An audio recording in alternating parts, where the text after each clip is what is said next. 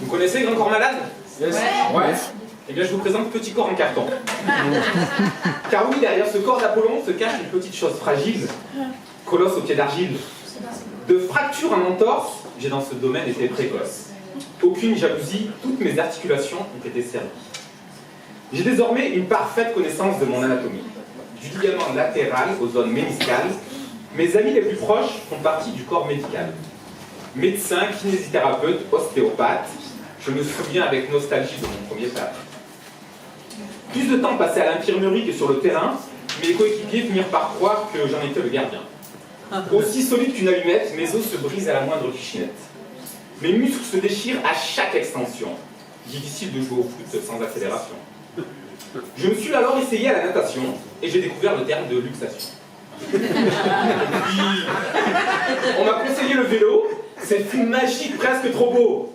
Une belle gamelle a réorganisé ma mâchoire, l'impression de m'être fait rouler dessus par un chat. La randonnée, je me suis dit, ça a l'air cool. C'était sans compter sur ces maudites ampoules. Quoi que je fasse, mon corps se rappelait à moi, et de tous ces émois, j'étais lasse. Ma mère m'avait pourtant averti et conseillé de rester sagement assis, de préférence pas trop loin du chauffage, et que de toutes ces bêtises, j'avais passé l'âge. Mais moi, toujours aussi têtu, j'ai voulu me mettre à la muscu. Et à vouloir trop en faire, arthropathie acromioclaviculaire. Je vous dis, dans ce domaine, j'ai du vocabulaire. Chondropathie du condyle fémoral et autres décollements épiphysaires me font briller dans les dîners. J'étale ma science de la pathologie dans les milieux autorisés.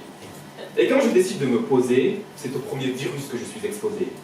L'hiver et son lot de maladies m'angoissent au plus haut point. Dans l'air, je vois toutes ces bactéries me tendre la main. Et malgré mon addiction pour le gel hydroalcoolique, ces microbes finissent inévitablement par me faire la ligue. Rhinopharyngite, bronchite et sinusite sonnent tour à tour à ma porte. Chacun s'accorde un droit de visite, me transformant lentement en cloporte.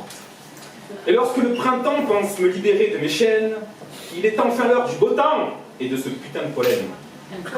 Tel à la fin atteint de myxomatose, mes yeux rougis explosent.